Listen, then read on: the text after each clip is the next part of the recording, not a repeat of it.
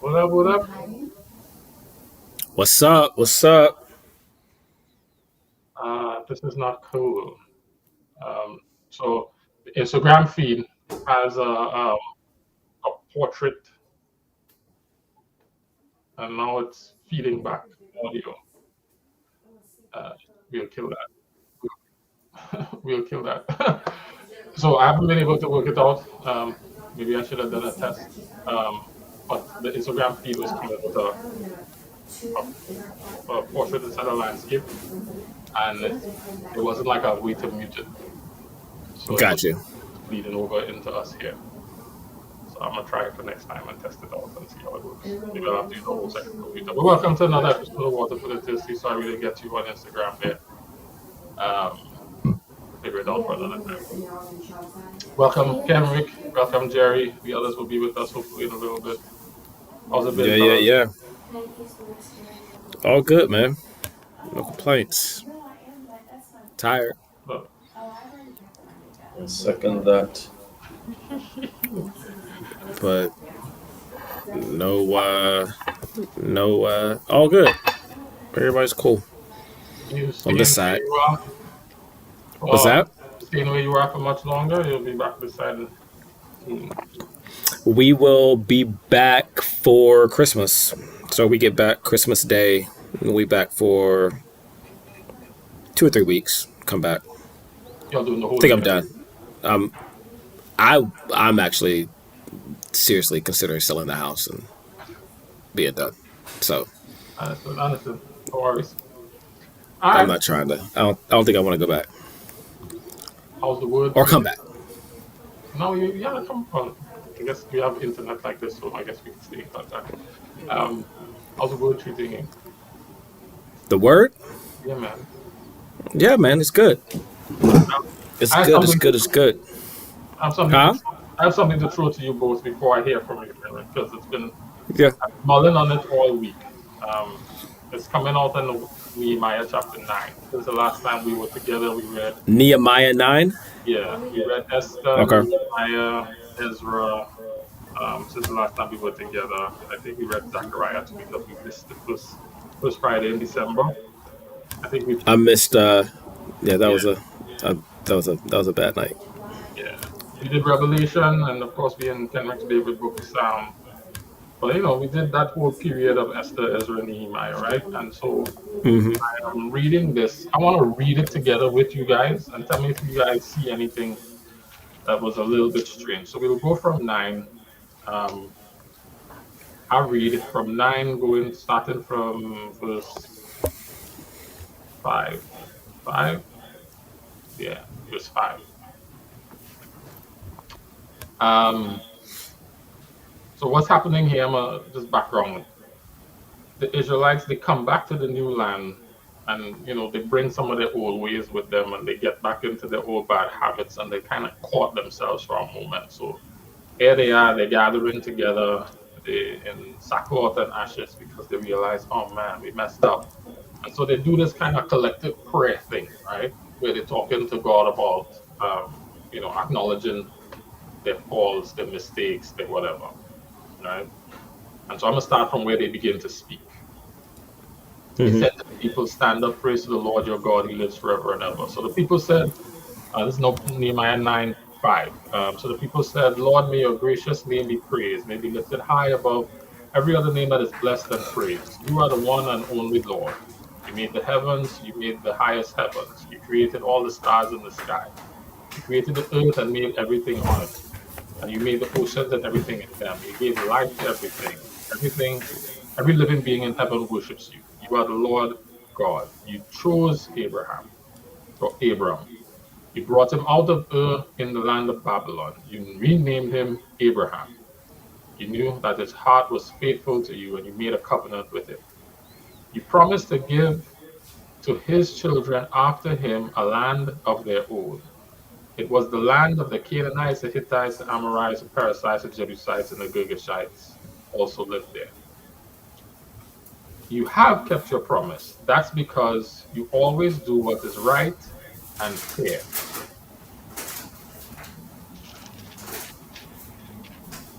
Anything there seems out of, or I mean, strange to you? I'm gonna keep reading, but anything Mm, there seems strange to you? say what again? Anything seems strange to you? Weird?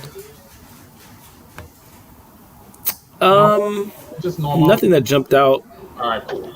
I'm gonna keep going. You saw how our people suffered long ago in Egypt. You heard them cry out to you at the Red Sea. You sent signs and wonders to Pharaoh. You sent plagues on all the officials. In fact, you sent them on all the people of Egypt. You know how they treated our people. They looked down on them, but you made a name for yourself. That name remains to this very day. You parted the waters of the Red Sea for the Israelites. They passed through it on dry ground, but you threw it into the sea. But you threw into the sea those who chased them. They sat down like a stone into the mighty waters. By day you led the Israelites with a pillar of cloud. At night you led them with a pillar of fire. It gave them light to show them the way you wanted them to go. You came down from on Mount Sinai from heaven, you spoke to the people. You gave them rules and laws. Those laws were right and fair.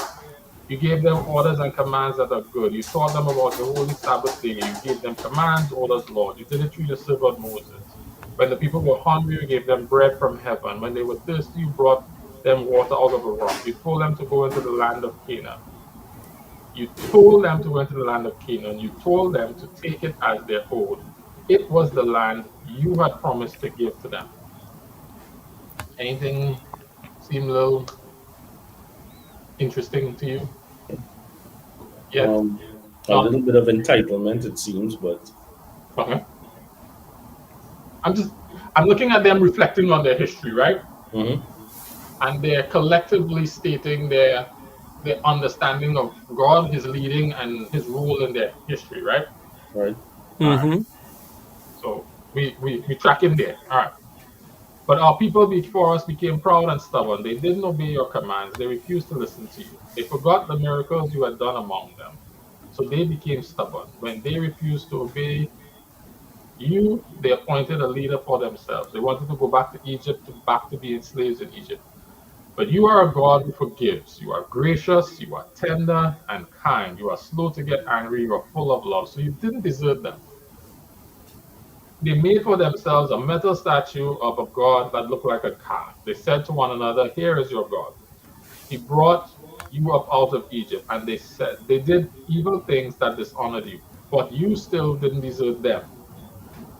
Because you love them so much, you didn't leave them in the desert. During the day, the pillar of cloud didn't stop guiding them on their path. And at the night, the pillar of fire didn't stop shining on the way you wanted them to go.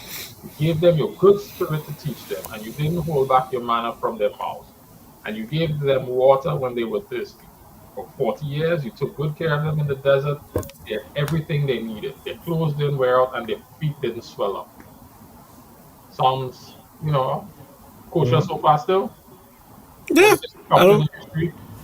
We have God being consistent in his way. We have him being good, full of mercy, forgiving, loving, all of that, caring for them, not deserting to them, faithful, right?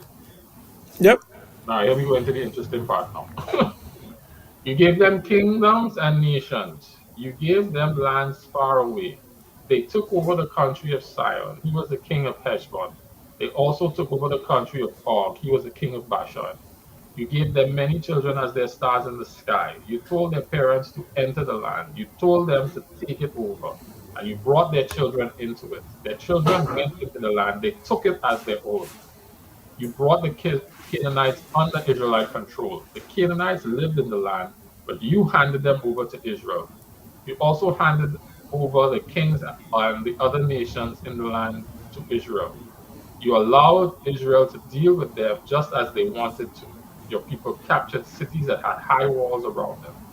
They also took over the rich land in Canaan. They took houses filled with all kinds of good things.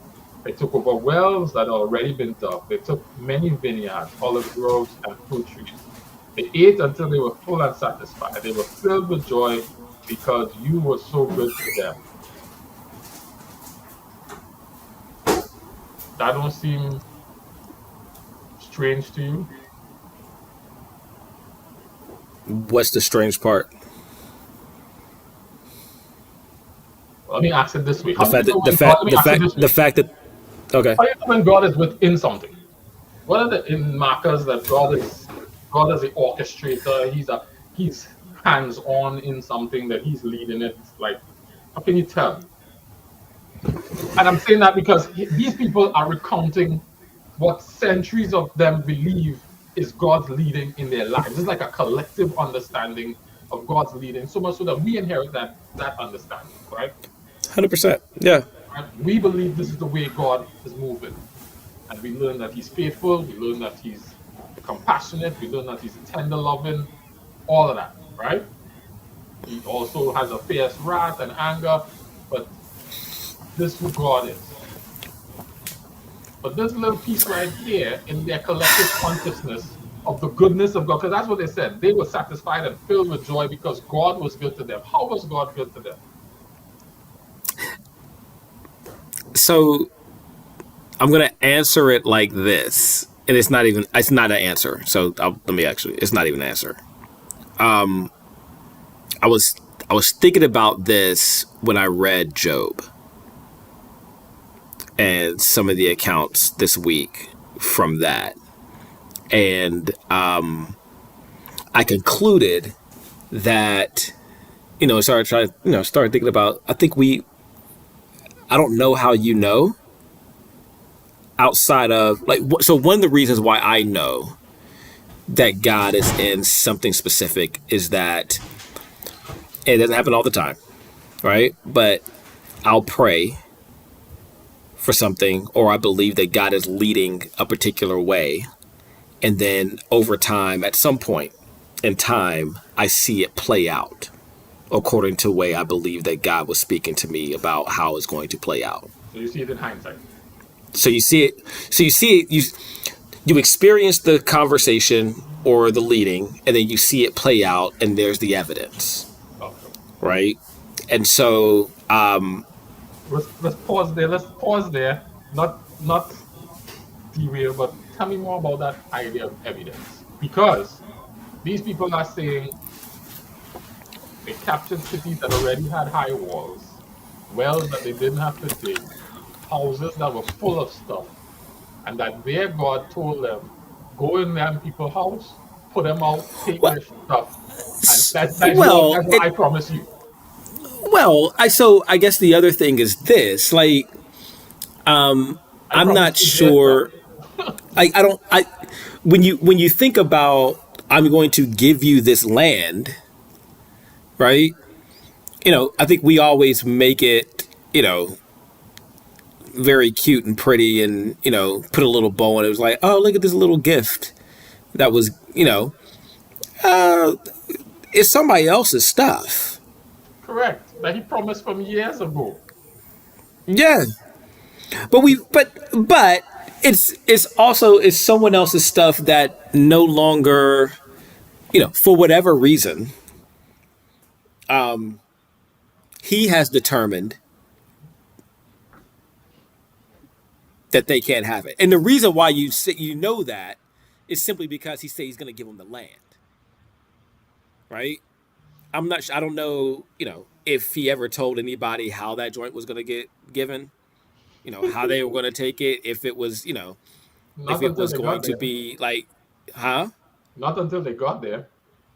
Yeah. So it was just this land that they were going to give, and it's the land of milk and honey, right?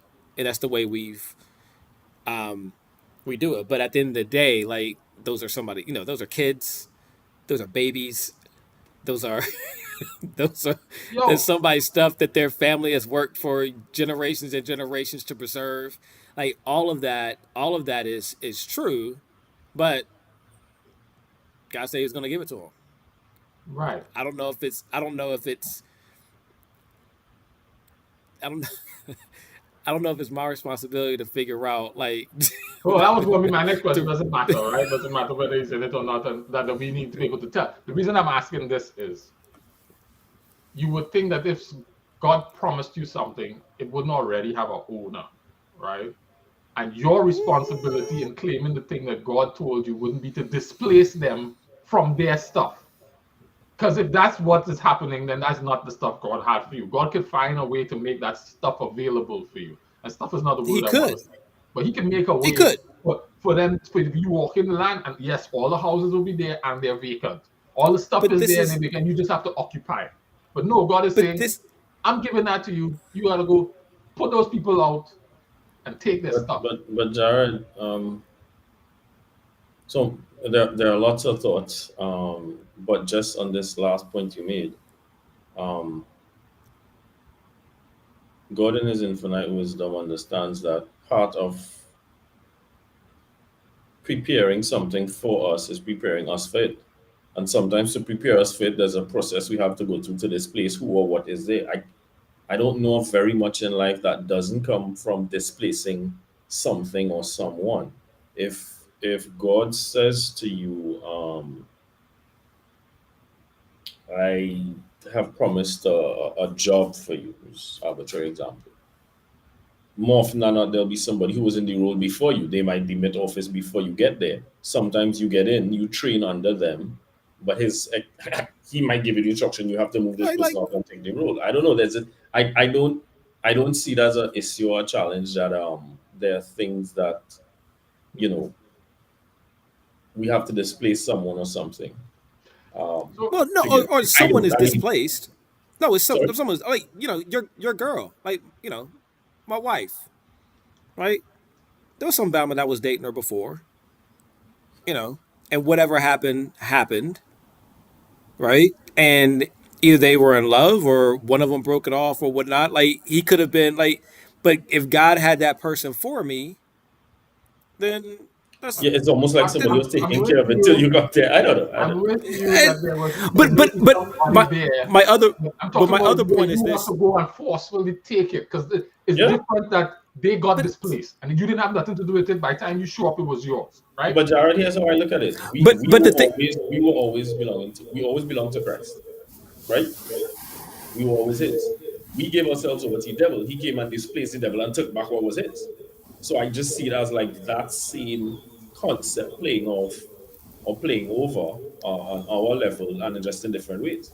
Sometimes we give things over, we yield things. It's not back in the hands of its rightful owner, and God comes in either directly into it or through us and says it has to come back. I mean, even in there are several places in the Bible where He talks about how the wealth of the wicked will pass to the righteous, and the way it says pass isn't the implication isn't always a peaceful passing or transition of here you go. It doesn't imply that.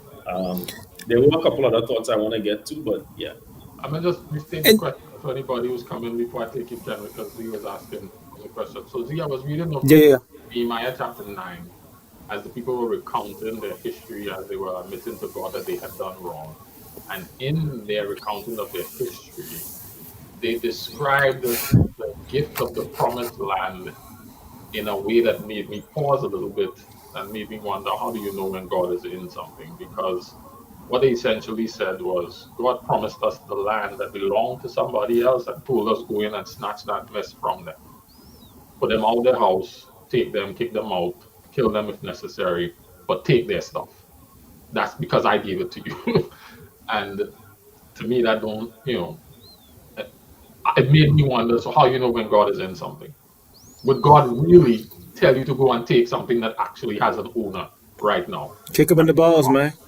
Right? Would he really do that? And if Um, that is yes, and we're gonna say yes because that's what he did here, can you in your life actually detect when God is moving? Because sometimes we say, no, God is not in that. And I'm going to give another example. When Jesus came, people were processing him and saying, nah, God can't be in that because he was this or because he was that. He didn't wash his hands. Like we have these concepts of God and what God can and will do in our lives, the things that are of God that we can tell this is from God and that's not. But can you really make those determinations? And if you can, how do you do that? I don't I don't think you can make those determinations, just blanketly.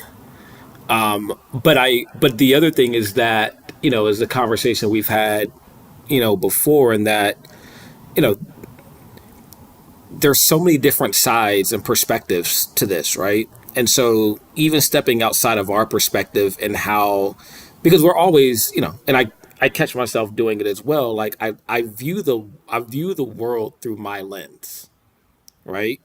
And how things impact me or my family, right? And part of our responsibility is to actually step outside of that lens and actually have perspective to where, how is it actually playing out? And there's some things we can't see, and there's some things that quote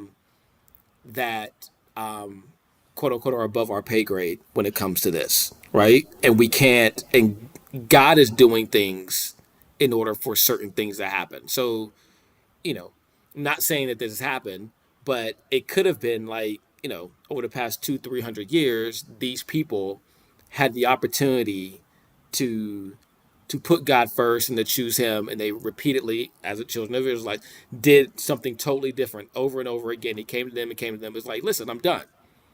I'm moving these people in, and now you have to go, right? And so, in order for them to come in, right, I don't know how it plays out, right? But part of that is something that I don't know. All I know is that God's called me to do this particular thing. He said, we're going to have this. You're going to have to go in there. You're going to kick these people out. You're going to take their houses. You're going to dig wells. You're going to do all this kind of stuff. And that's how you're going to take over, because this is what I'm giving you. How it relates to them is kind of not my concern. But isn't that like a little? And when I say not my concern, is not my. It's if God has said this is what you're supposed to have, for me to come back and say, you know, it's Saul, right? I can honestly see, like, it makes sense. Like, yeah, man, why are we killing all this stuff, man? Keep, don't kill all these people. Da da da da. Well, I guess he killed the people, but it's like, keep the Don't bleeding kill sheep. all the people. Right? Yeah, some of these people, she's cute. Keep her, right? And then, no, like, there's something that God required of you to do, and all you're responsible for is kind of what you're responsible for doing. So there's a chance that God could give you something that belongs to Kick them in the somebody balls, man. else. Yeah, and say this is my promise to you. That thing there that is in their hands right now, that is theirs, that is they are the rightful owners of that. That is yours. I give that to you. Well, they're the current owners, and maybe not the rightful. The two other. Oh, I like that, Jerry. That's They're actually the good. current owners. Maybe they're not the rightful owners. Yeah, because Okay. God is the one who sets up and takes down. So if He has appointed, so case in point, Saul again and David. David was the rightful king. Now God could have said to David, "Kick him in the balls and take the kingdom," and he's like, And Saul was he's, the he, rightful king. "Hold I on, don't know hold if he on, was a rightful king. hold on." Saul is doing his due. Saul rejects God, and God is like, "This is not an issue. I have the king in waiting." If God wanted to, He could have told David, "Go in there and pull a Goliath." He told David to wait because He was also perfected David. Mm-hmm. So there may be times when God has you something in store for you, and He may tell you, "Slow your roll, because I'm still perfecting you so that you're ready for the thing. I'm preparing you for what I've prepared for you." And there are times when He might be like, "I really like that expression, Kendrick. Just kick him in the balls. Have at it." The the other place I was going, two things. Usually when God is in something, it will be confirmed. How does the Bible say? In the mouth of two or three witnesses, let a thing be established. So you tend to get multiple confirmations. At least I've seen that in my own life. What is interesting and why I think it's always good to get confirmations is the only part of the Bible that I find scary is in Revelation, where God has the goats and the sheep, and before He can even get into anything, the goats are all like, they're all on themselves, talking about healing the sick, raising the dead, casting out demons in His Matthew. name, right? It's not Matthew, quite Revelation. It's Matthew.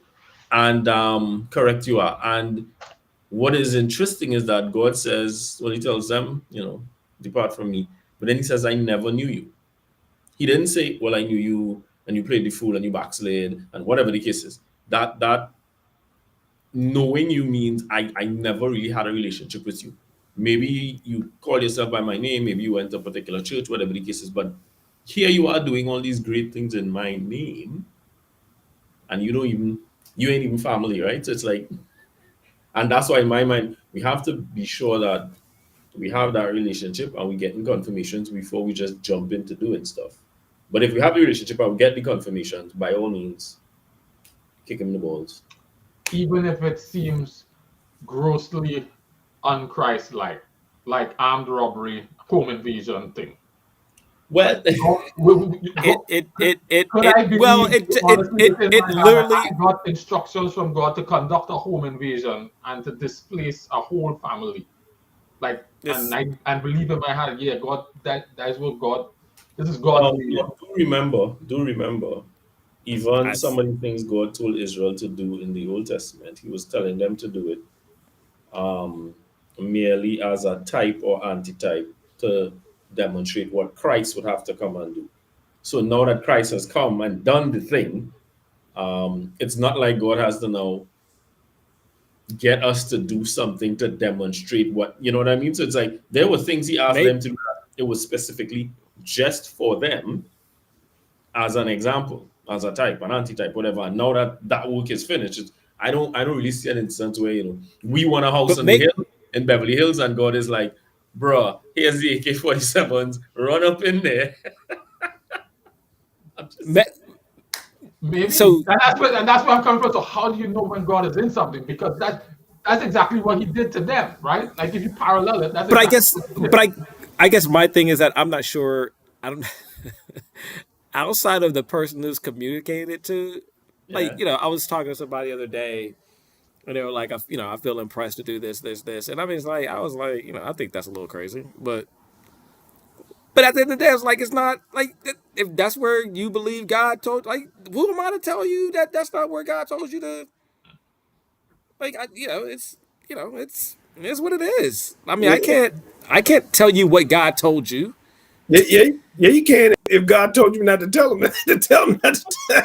Well, no. Yes. If God impressed me to say don't do it, but if I haven't heard anything, I mean that's between you and them. Like that's You know not what's my. funny with that, Jared, though? As you said that, I just remember, oh God, which one of these?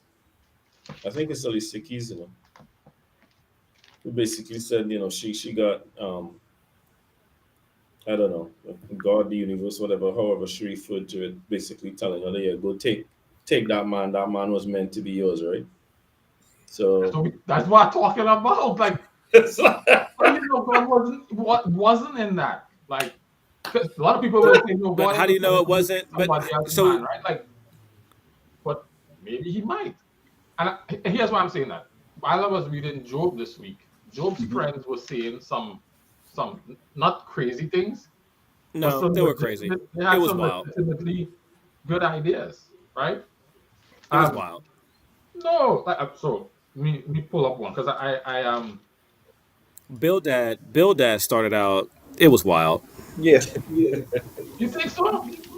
Yeah, they all you were. can't. You can't start off telling me that my kids died and it was So well deserved. let me read this line. Job chapter 4, right? This when this after Job, this is his first thing. This is the first You person to said receive Job 4? fast. Yeah, Job 4. And the fast goes, Job, suppose when someone tries to talk to you, will that make you uneasy? I can't help from speaking to you. Look, you taught many people. You made weak hands strong. Your words helped those who have fallen down. You made shaky knees strong. Now trouble comes to you and you're unhappy about it. It strikes you down and you are afraid. Hmm. Shouldn't you worship God and trust in Him? Shouldn't you give honest life? Shouldn't your honest life give you hope? Here's something to think about. Have people who aren't guilty ever been wiped out? Have honest people ever been completely destroyed? Here's what I've observed. People gather a crop from what they plant. If they plant evil and trouble, that's what they will harvest. The breath of God destroys them. The blast of His anger wipes them out. And I'm going to pause there because he's going to say a number of other things. Hmm. But that initial idea of, you know, good people being treated a certain way, and the people who are destroyed are evil people, is a legitimate position for people who have experienced God in a certain kind of way. And you find people who say, yo, you ever see God move like that? God don't usually do that. God don't do this. God don't do that. And that kind of conversation, right? When you asked your question, that's I immediately thought of Job in these conversations because I think you're 100% right and you hit the nail on the head. The problem, not with what you said, but the problem is that once again it comes back through everybody views God and things and life through their lenses, right? And so and that's what's kind of funny about that. That's why we have all these different religions. That's why you have the way people view certain things. I mean, you can literally have people from same denominations, same families, reading the same Bible, have completely different ideas on everything. Abortion, this, that, like, right? I mean, and I think, and both people make valid points, right? I, I, I mean, it's just I think the way we encounter God and the way we encounter God or how we perceive that we encounter God tends to be our reality, and that reality then becomes the way God is for everybody else. Wow. Some Right. I can't I remember missed. which pastor it was that said that the the challenge with what the devil got Eve and well Adam and Eve to do in the garden was that the questions he asked in their attempt to answer the questions, they started in their minds to remake God in their image. And I think to Kenrick's point, that's what most of us do. So we have our own idea of God that may have nothing to do with who he actually is. But we've crafted, okay, this is God, this is how he sounds, this is what he'll do. And we might miss things that he does outside of that because we're just like, yeah. Or this is what's important to him. And if this is what's important to him, then it has to work this way because this is important to him. So again, to Kenrick's point with religions, right? It's funny to me. I mean, we all, although God doesn't have a hierarchy of sin, because the penalty for any sin, regardless of how small, is death. That's the price he had to pay. We have a hierarchy. So I'm always intrigued by that text that says 6 things the Lord hates, 7 are an abomination to him. And you would think certainly on top of the list would be bombing kids, raping kids, something like that. But the first thing on the list is pride, a proud look, a lying tongue, feet that are quick to spread mischief, i.e. gossip, right? So it's like, but again, we have this idea that because this impacts us this way, this must be the thing that God would find the most horrendous. And Cliff, All right. you wanted to get a reset because you weren't sure. I missed the initial question, so I want to make sure I am. Question was just how you know when God is in something if he's not. And I guess the tack on question to that is doesn't even matter, shouldn't even matter. But I didn't want to get to there yet. I wanted us to spend some time figuring out how you can know. Because Nehemiah says clearly God was in these people conducting home invasions. Mhm. Right? In fact, some of them got in trouble because they didn't conduct the home invasions. It's like, when you going to take over the land? Get rid of those people. Go and take their stuff. right. I've I given mean, it to you. that's what we do. That's what we do here in America, and then other countries do the same thing in view of their. I mean, it's God bless God. What was the Chris Rock movie? It was God. It was like God bless America and nobody else. Is it's like we it's literally the lens that we kind of put and it's very obvious. Even when you contrast Job and Bildad and the rest of these mamas, like their view of God is very specific to their experience and what's and I think Bildad and whatnot were, or was it Eliphaz? It was one of them that was going through and it was like, this is what your ancestors, this is what we've been taught, this is what our ancestors have told us, this is what we've has been communicated and passed down over time, and this has been consistently what we see. And you know we can look at the same picture and see 20 different things, right?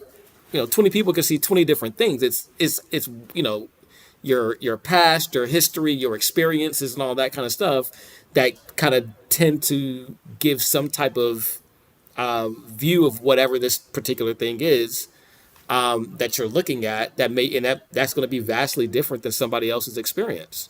Well, let me ask it this way before I take Cliff. So the follow-on question I have now that you're saying that, Kenrick, is there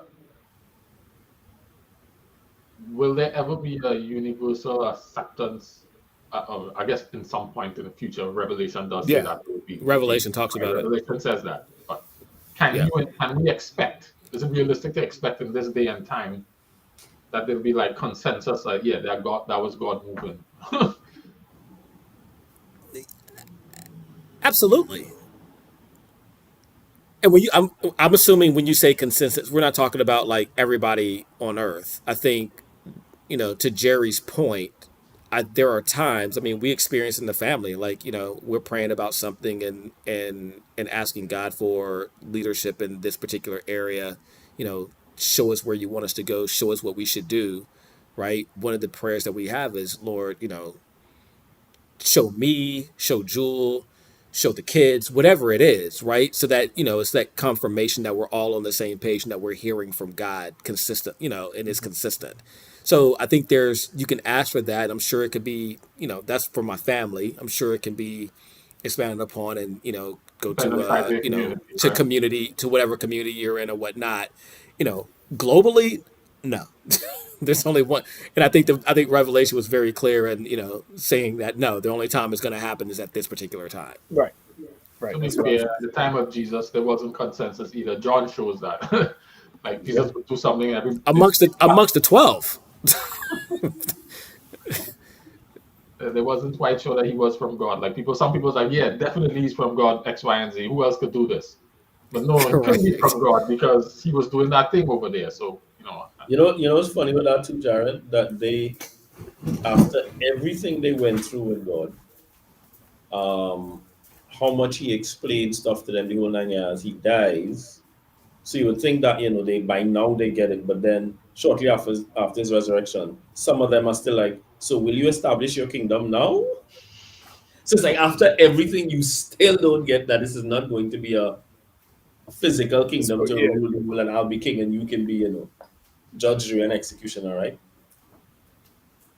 So Kendrick's point is perception, right? And we talked about that a little while ago because it threw me off when we were having the conversation. Sorry, my battery's going dead. When we were having the conversation, it threw me off because when it was John the Baptist at John the Baptist when he's in jail and his followers come, right? And you guys put me up on game to where it was like, no, John the Baptist at that point still, even with all that he had said and seen and the leadership he was providing, he was still looking at God, at Jesus being this particular figure. And he fully didn't understand the real and true purpose that Jesus had when he came. Everybody was looking for Jesus to John as well, right? We would not have thought that. Look at how it played out for John. I wasn't expecting John to get beheaded. I'm like, well, his homie's going to, do something and intervene. That's what it's like. I believe he just unceremoniously talking a mango Monday morning and I said, wow. That's what only God could be God. I see you coming, doing the double dutch thing there. Yeah. Come on in. I think God just works with us, man, in our living and understanding of his plan in our sinful nature. I think we only, like you said, we grasp it through the knowledge of our life and our experience. So even when he's trying to display a plan to us, we still take that and try to mold it or fashion it into my understanding. And I think and this is just me just speculating. I just think at some point he's like, okay, I'm just gonna go with what he understands for right now, but hopefully in the end he'll get the big picture as the guillotine comes down and chops his neck off. I kind of feel it's like that thing about we see through a glass dimly, darkly. Yeah, I guess it's like there's some things he might make plain to us and we'll get it, and there are other things he just won't even bother. And there's some things, as much as he tries to make it plain to us, like he did with the disciples, they're just not getting it. Yeah. They get afraid, and then they're like, "Oh, but he ascended. That much is cool." Wow. Okay. Yeah. So I guess And it then makes me wrestle with the idea of right and wrong, right? Because you would Mm. think the right thing to do would be to graciously, using this staying in the example of the children of Israel moving into the land, right? The right thing to do would not be to forcibly, not to perform the home invasion, right?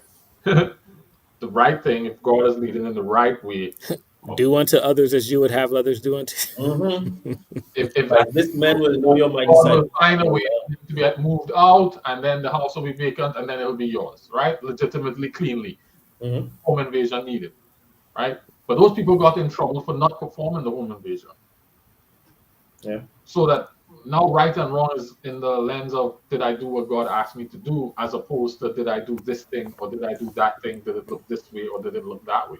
So You let know? me ask you a Correct. question. Is it as well that part of our understanding of right and wrong is tied to understanding prophecy and revelation? Because you have particular ethnic groups or religious groups who only believe in the Old Testament, who read and quote some of these scriptures to justify what they're doing now in certain parts of the world, right? And I'll just leave that there. I won't name anybody so they don't have to, cut off my accounts and everything else, right? Um, I think you made but it very clear. yeah, but if we have the correct understanding of revelation, prophecy, all of that, then we might be able to look at what happened with the children of Israel in Nehemiah and know that was a specific thing for a specific time, and it's not all pervasive. And if we don't, then we could try to make. You remember that joke? I think it So was Pastor that's Harris cool, would do. Mary, if we assume that that thought process is the right one. But what we're learning here is Mm. that what is the right thought process? Because No, But but that's that's what the I'm saying. have you That's ever what really understanding seen the the wicked prophecy will help you overthrown, figure that the out. good, the righteous overthrown? Have you ever really seen that? Like that was one prevailing thought. I'm Mm. saying it, I'm pulling that thought from the friend of Job to say No, that was the prevailing I get thought about what is right. And God is over here going like, none of you all, not you, Job, not your friends, none of them have no idea what it is I doing over here. Like correct. all of you are lost. All of you are wrong, yeah. So and you don't know what's happening. And I'm not going to explain it to you. It's kind of how he comes at the end. Just you're not representing me and talking about me because you But don't really understand me. but don't you feel that like since Christ's advent and the imparting of the Holy Spirit that it's a different dynamic now that we can know, and He does explain a lot more, and we have because we have the assurance that as you go, when you turn to the left or the right, you will hear a voice saying, "This is the way, walk in it," right? So I Cor- feel like the dynamic has shifted. Well, I cor- don't cor- disagree with that. Go ahead, Kenneth. Go ahead. no, no, go ahead. I was just saying yes. While I don't disagree with that, it's still there's still this big God, as Ken Rick would say, where even that is still one side of the house, right? Or potentially one Yeah, side and of the house.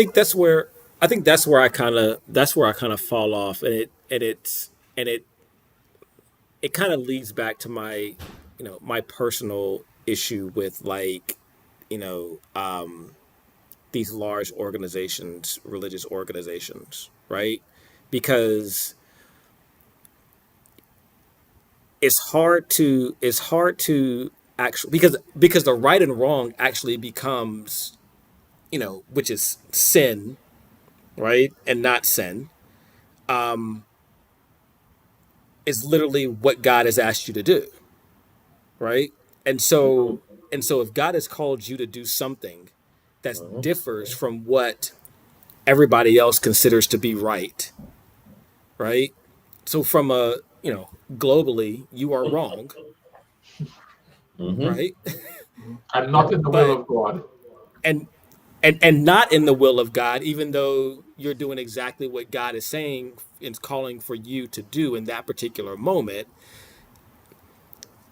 you're off the reservation, and so you're now considered to be wrong.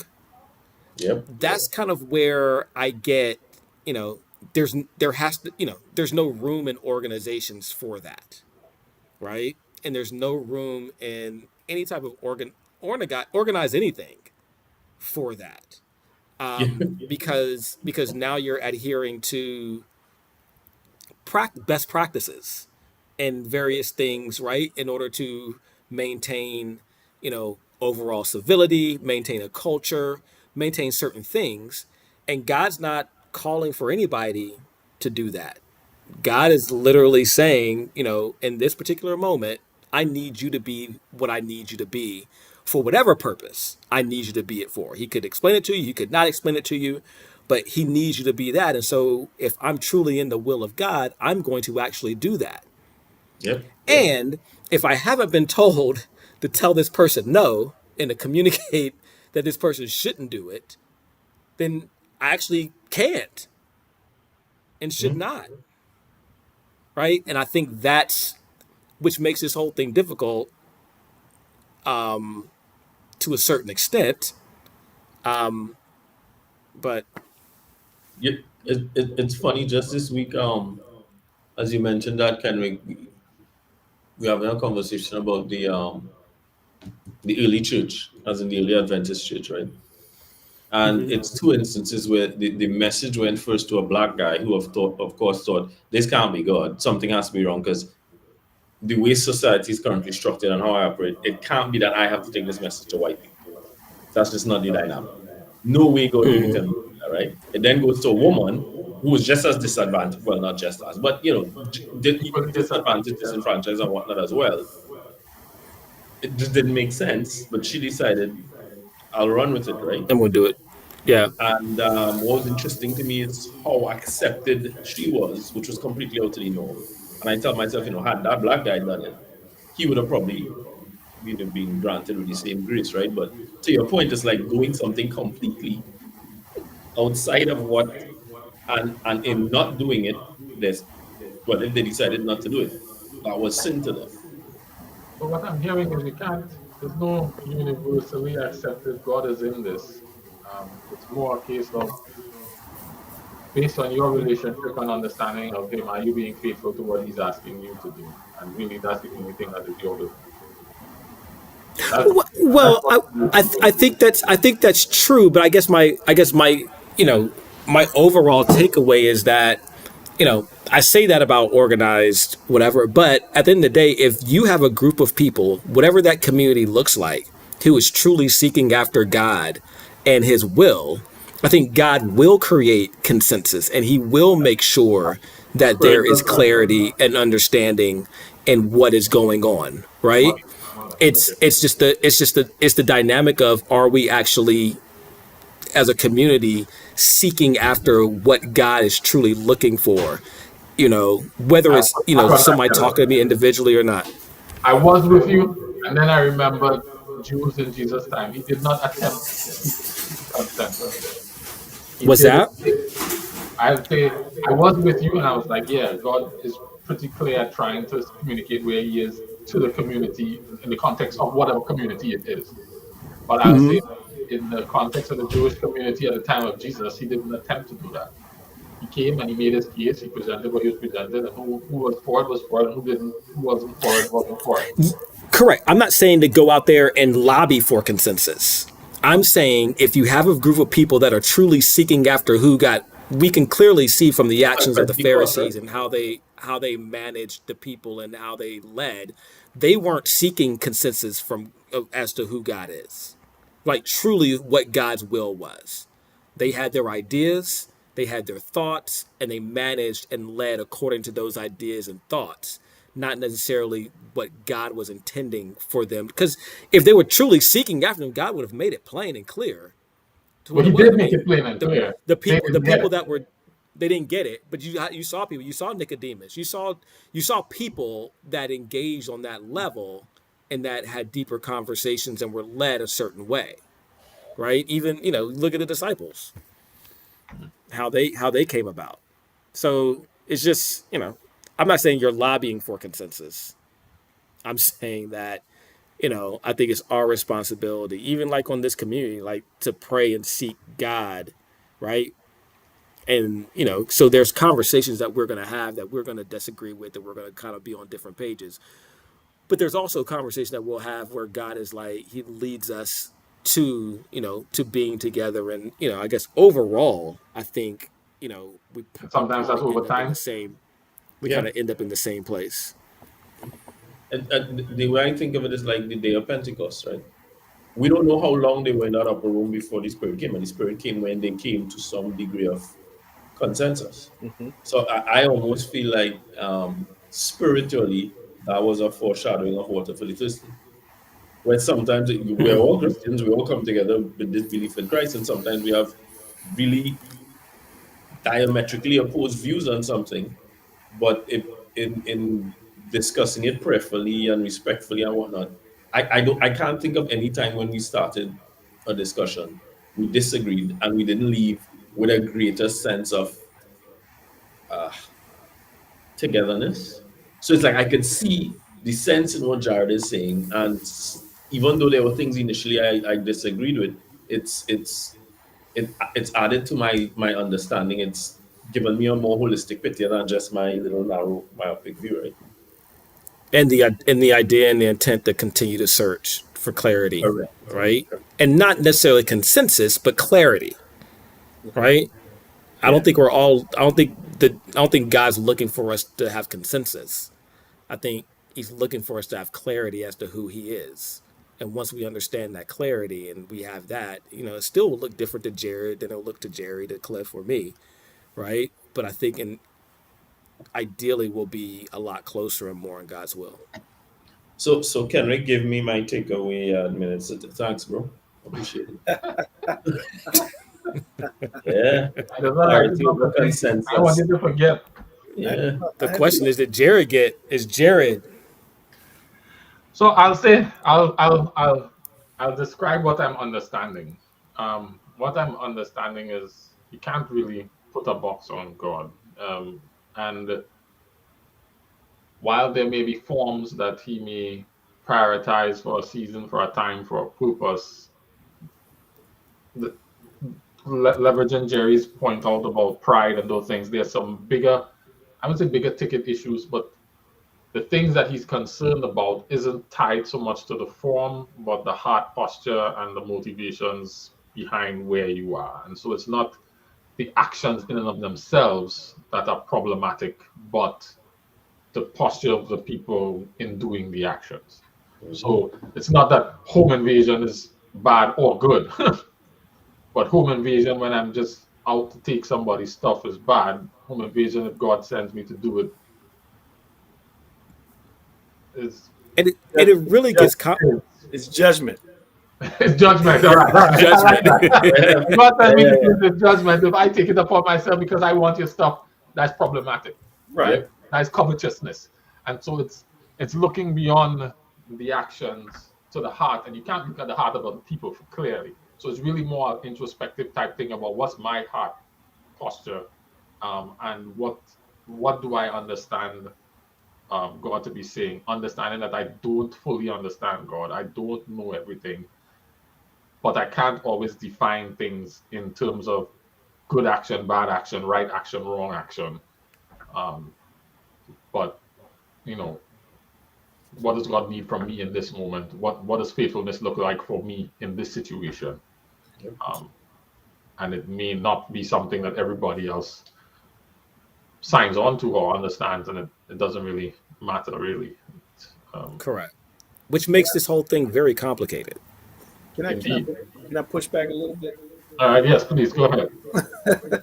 Because ever since I've been really processing this question, man, and just listen, trying to listen and process at the same time, and it was very confusing until I guess I came to the point where some things are judgment. I can't believe that the God who is not the author of confusion allows us to be confused.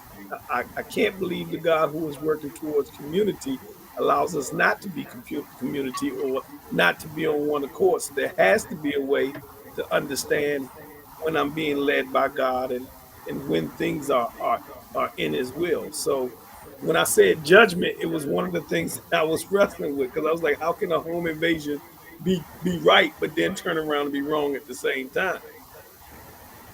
Because at that point, it was God's judgment. It was never that it was a right or wrong thing. It was like, okay, I gave you a certain time. I'm using these people to carry out this judgment. that is still being on one accord. It's the quest that I have to be in his presence to understand that when he's using me for a certain reason, as opposed to it being something that's right or wrong. Mm. Does that I mean that's Yes, kind of where I I like had I like land. that, Cliff, because it then puts me in the question of in the theater of the home and judgment, those are clear instructions. How about God if God is just leveraging who you are and he's like, all right, go be you. I'm gonna rock with that. And while you stumbling and bumbling, I'm gonna use you. But we saw that all throughout. We saw it in several cases in the Bible, right? So I mean, it's I think it can get complicated, especially I I couldn't tell you over the past 6 months, a year, how many conversations I've had with people, and it literally always comes back to suffering, things going on in the world. How could God allow something like this to happen? Da da da. And it is it's all kinds of different things, right? And at the end of the day, we're sitting down and we're talking about it. And I'm like, dude, like I 100% legit get it, right? And so I think it's complicated because I think once again, depending on your view and perspective, it's hard to see it. I think that's why you have to seek God for understanding, and for clarity, and understand not necessarily that to know exactly what's going on, but to know that this is what He intended for you to understand or to do, and you kind of go from there. So I saw All right, go ahead, guys. a couple My episodes. accomplishment is your judgment. That's not my responsibility. Well, well, Oh my goodness. My accomplishment is your judgment. What's my t-shirt list? that is a t-shirt. That is a what is a t-shirt or Don't like don't put that on a t-shirt. Don't put yes, that on a t-shirt. yes. I second that. Um, there were a couple of sessions I was looking at with this. I guess it's a Christian apologist, Frank Turek. And you have a lot of these atheists or agnostic asking him, how could a loving God allow this and allow that? And it's funny how he always gets them to trip up because, they're all like, this person was abused, so this person was this, so this person was this, so this person was killed. And he's like, I get you. How is that a bad thing? Well, we've all agreed that this was a bad thing, okay? And by and large, the Germans all agreed that the Azkani Jews should be exterminated. Unless you're accepting that there is some universal morality and moral authority higher than yours, everything comes down to your opinion versus mine. So all the time when people start asking this question, if God was so loving, why did He allow this? All the dirt you did and all the little racket you were running, He allowed that, right? So it's like, unless you're going to now say, okay, He is God, whatever authority He has is higher and better than us, and He must must know what He's doing, then but people don't. I don't think we actually want to have those conversations. We just want to label God as Those are it's tough, man. it gets interesting. It gets really interesting, especially with Your some of the examples conversation, people guys, is use. leading me to the first episode of Star Trek Discovery, where the guy, first season of Star Trek Discovery, where the captain said universal laws for lackey context is the king. Universal law is You for said universal law what? It's for lackeys. Context is the king. universal law is for lackeys. Context is for kings. Super facts. Facts on Because facts on facts I on mean, facts. that's kind of what this is sounding like. I'm not saying it is or it isn't, but that idea seems to align. You know, um, universal law helps to keep everybody straight, but it doesn't appear that even God Himself is working on this universal law thing because is home invasion universally right or wrong? Well, it depends. It depends on if it's judgment.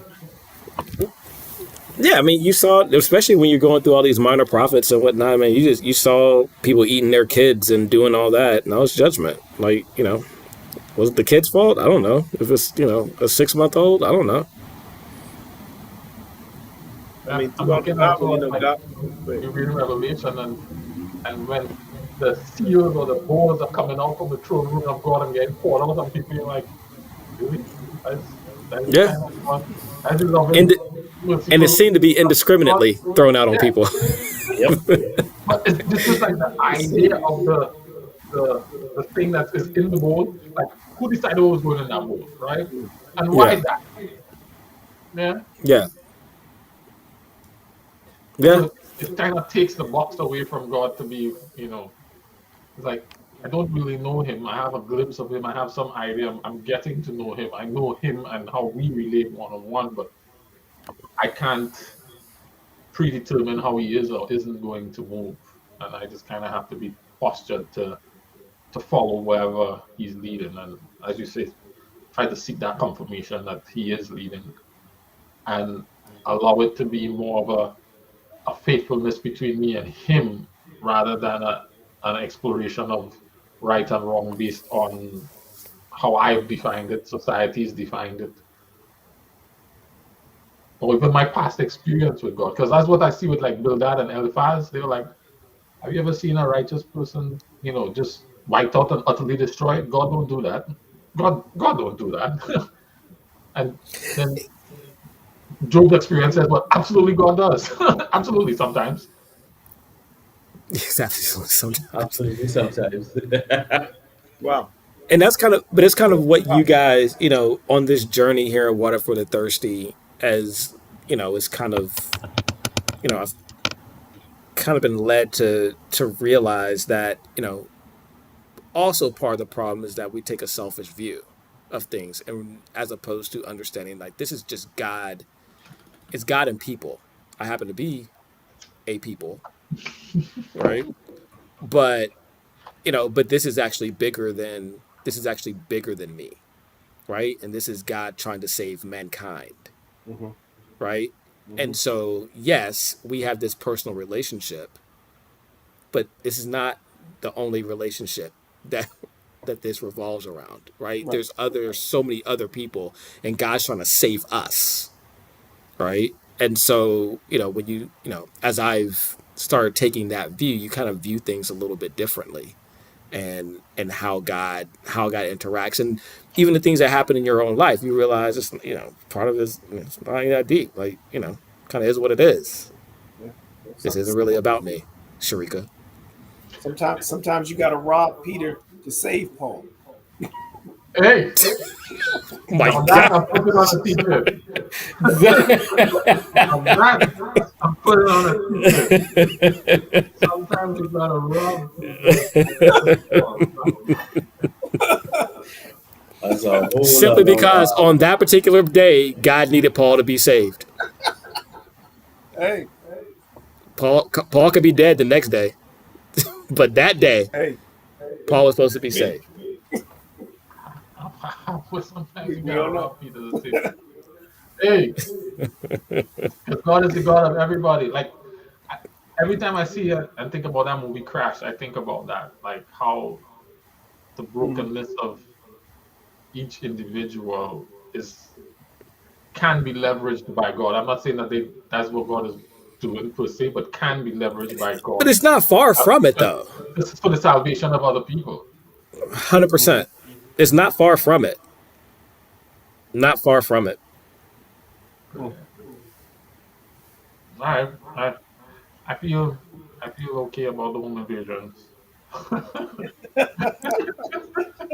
I, I just Woo! there's no way. I just know people in my life who say there's no way God's gonna give you that by and tell you home invasion be the means that He's gonna do it. If it's for you and God has it for you, He's gonna find another way.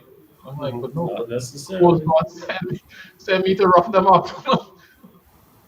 And I'm lingering because God promised this to Abraham, is what they say. Mhm. Mm-hmm. It wasn't God even said, them directly. and when He promised it to Abraham, He told him it's gonna be some other people's stuff that I'm gonna Yeah. take from them. But no, that you gonna take from them Mhm. because I have given this to you. Correct. This is my faithfulness to you is to give somebody else stuff. And he even you mean he started putting out the some people, I'm taking this because they were supposed to do this and they were supposed to do this and they didn't do this and they didn't do that. Sometimes you know and sometimes you don't. Yeah.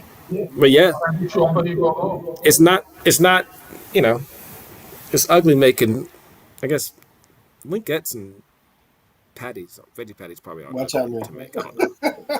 But the sausage is ugly to make sometimes, right? And it just, it's just, The veggie patties are something to make too. yeah, I don't know how ugly soybeans are, I don't know. But, you know, sausage is ugly and nasty, to make sometimes. So it's, it is nasty and ugly, as we're going through some of this stuff. It does hurt. But kind of just is what it is. And that's kind of, I mean, that's all, that's kind of what I've read so far in Job, right? It's everybody's lenses, it's everybody's perspectives. I thought the audacity that Job even had, and I got it, right? But the audacity that I was like, there's no way I can stand before God and be like, I'm blameless. Like this ain't me. I'm like, dog, like, how are you? How do you even If you making charges, tell me what the charges are. Don't just just yeah. which is I don't know that I did anything, but if I did something, at least have the courtesy to tell me, dog. Just tell me. Yeah. Like, no, that's not the way that works. But I yeah. was doing my defense, or at least, Yeah. fire. That's what he was saying. And even realized, and even said, it's like, even if I argue my defense, I know I probably can't. Like, it's probably not going to, you got all the power, but still. I was like, man, I don't have the testicular fortitude to do that. Hey, well, you got to give it to him for standing up for himself. Oh, 100%.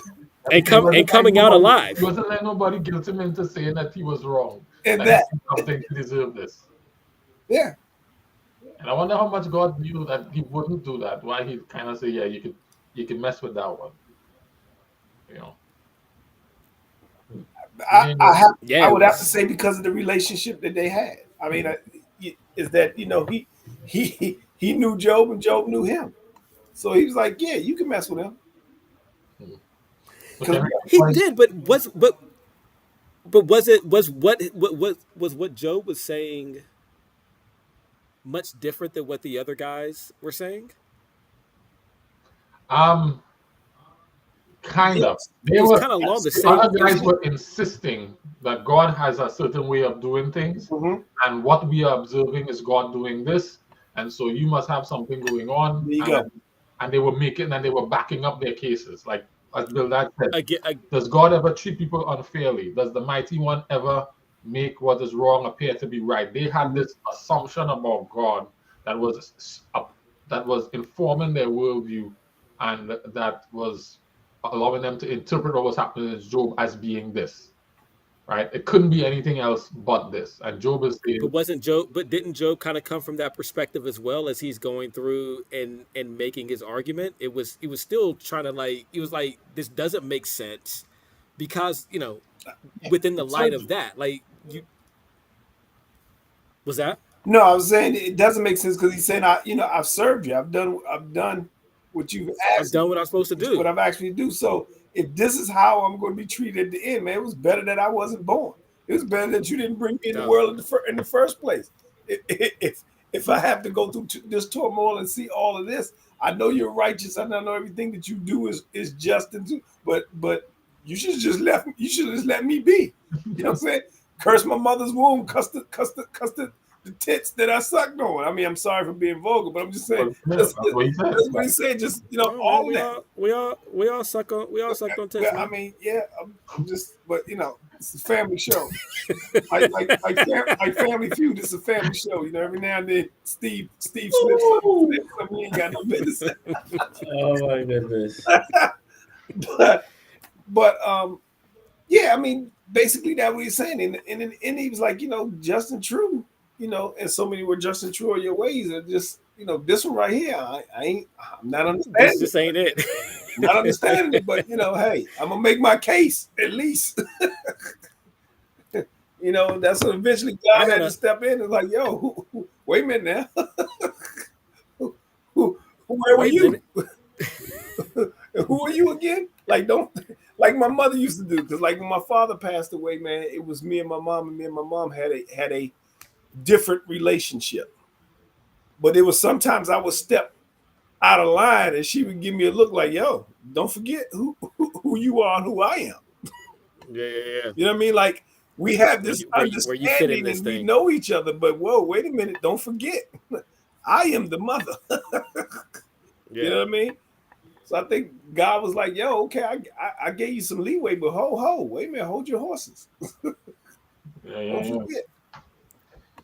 so I had a question about that because this whole Job's whole reaction, because so I'm not an emotional person. I don't think I have a whole lot, Watch but out.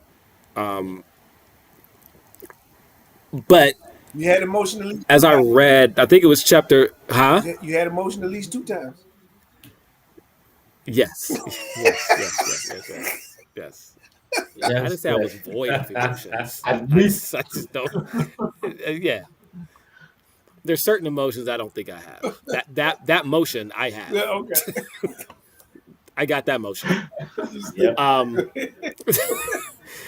the but it seemed like, I guess in chapter, with a chapter 8 or whatnot, it seemed like Job had a lot of, he was speaking from a lot of despair, from a place of yes. being in despair. And I was wondering, given the fact that we are created in God's image, emotions were given to us, is having the emotion of despair, is that an emotion that is Christ-like, God-like? Is that something that is, we're okay to be Human. in that specific position? Um, So because I don't know how you would be in one a of the situation where would you didn't feel kind of how he was. because we wrestled with something like that, Kenrick, about fear the last time, um, Mm-hmm. and one of the things that I remember taking away from the conversation is while being able to recognize danger and taking a guarded position against danger is a legitimate thing from God. Fear is not, because fear is a response to the thing. Is a Mm-hmm. decision after the fact of the response, right? Um, Despair is the complete loss or absence of hope. So I don't know that that's one of those ones Yeah. that God gives. I think maybe Okay. sadness, disappointment, but Do you think sadness that's and where Job, disappointment would you that doesn't classify lead that? to despair. Huh? No, no. Okay, that makes sense. Do you think that's where Job was when you're reading that? Did it seem like he was at that point? Loss of hope? No, I No. didn't feel like he was a loss of hope. I think he was. Maybe I don't feel I could get a better. I think he was in anguish. I think he was, you know, I would say he was in anguish. yeah.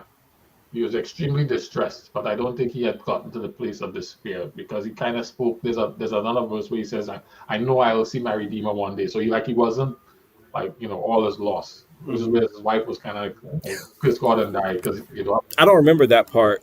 I think it's later on. It wasn't. It's not. It's later on. Okay, because when we were reading, he was like, he was like, my life is, once you die, it's over forever. It's it, no more.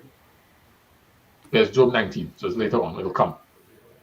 Okay, all right, Job 19:25 to 27. I know that my Redeemer lives, and at the end he will stand on the earth. After my skin has been destroyed, yet in my flesh I will see God. Mm-hmm. I myself will see him with my own got you. eyes. I am not another. How my heart yearns within me. And that's one of the things that the Bible speaks to constantly is that idea of hope.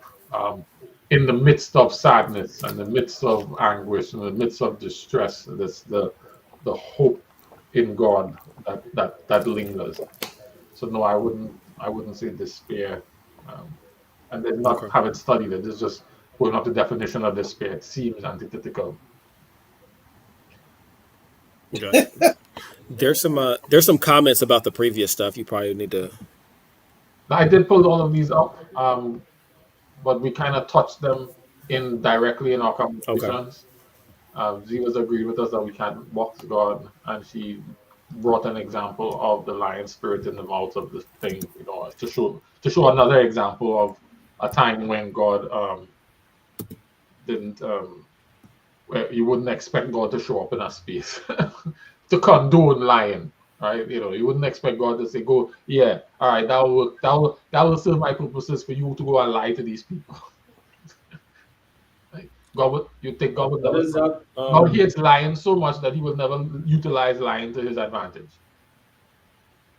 There's right? a whole lot of discussion about graded Say absolutism. say that one more time. He wouldn't do what? God hates lying so much. The thought process, having a build that thought process is God hates lying so much that He'd never utilize lying to His advantage or to His own ends, to achieve His purposes.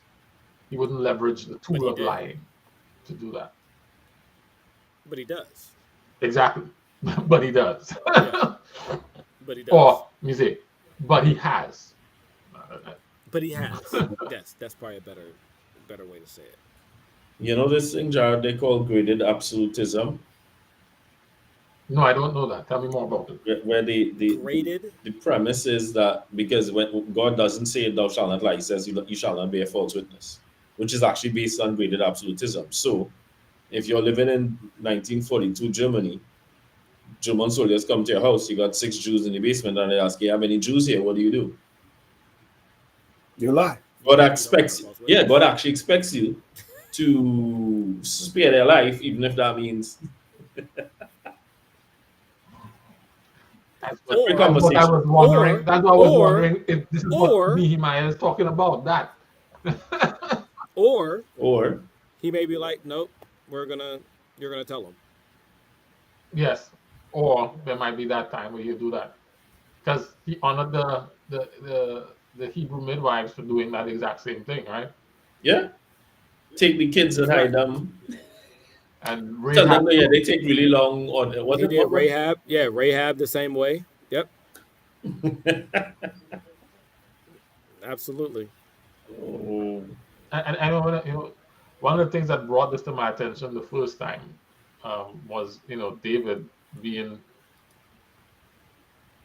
his livelihood, his day job was robbing and killing people. that yeah, was that was what he about did that. for a It's living, right? about While that. while you What were did you taking do And him. today? lying. Cliff, how did you say it? Sometimes you gotta rob Peter to say Paul. He was robbing and killing people as his life work, like his day job. Yeah, Right? But wake up in the morning, what are we gonna do today? Are we gonna hit that village and kill them, wipe all them out, take all their stuff, and we could do my what? skill set is thievery. I mean, come on. Banditry. Banditry. I am an official bandit, right? Like, And get this, a man perfect and upright after my own heart. yeah, Yep. a bandit by day. Anyway, but God doesn't pull him up. God has a major issue when he goes and take the next man's wife. And it wasn't so much the taking of the wife, but all that. Go to the next one. The next time you see God pull him up is when he take the census, right? How Mm-hmm. come you don't pull him up for his banditry? Because he didn't tell him but not to you, do that. but you make a whole scene out Yeah. of him for. Somewhere in the world there's a bandit who maybe that's what the Mexicans got it. There's a saint they let me not say the Mexicans. Some of these Latin drug dealers, there's a saint they pray to protect them while they're you're like, huh? Yeah. Yeah. So Because somebody would read that and Yeah. think God is condoning I it. don't like It those must be lessons okay, because right? Layla did that to me the other day. And I was fussing at her about something. She was like, David? I was like, stop. Stop. Absolutely not. Please stop. Oh, sweet Jesus. Please stop. It's like, put your Bible down. No Bible study for you for another week. Wow. Another way I saw it was recently in Revelation. What is this? Revelation, I think it's 21. Yeah. You know, it kind of, as I'm trying to get wrap my head around, what is important to God, for good and for evil. One of the things that factors into, that contributed to the understanding that you guys have presented here was where is it? I think it's 21. Yes, 21. 21 verse 7. Run everything back. What is it Revelation. again? Revelation 21 verse 7. Or you can start at 6. He said to me, it is done. I am the Alpha and the Omega, the beginning and the end. I will give water to anyone who is thirsty. The water will come from the spring of water of life. It doesn't cost anything. Those who have victory will receive all of this from me. I will be their God, and they will be my children. But others will be thrown into the lake of fire that burns with sulfur. Those who are afraid and those who do not believe will be there. Murderers and those who make themselves impure will join them. Those who commit sexual sins and those who practice witchcraft will go there. Those who worship statues of God and all who tell lies will be there too. The lake of fire is the second death. You think about, you know, the big three, big four, big six, let's call it, witchcraft, adultery, sexual sins. But the first, the first set of people he calls is those who are afraid and don't believe. Cowards. Yep. And yet I ask myself, well, is it the things that they were doing, or is there like a commonality between the people who are afraid and the people who do witchcraft? And what is that commonality? Because it appears to be that these are examples of that thing, whatever Hmm. that thing is. Hmm. Lust of the eye, lust of the flesh, pride of life. Part of life. One iteration or the other. Coward.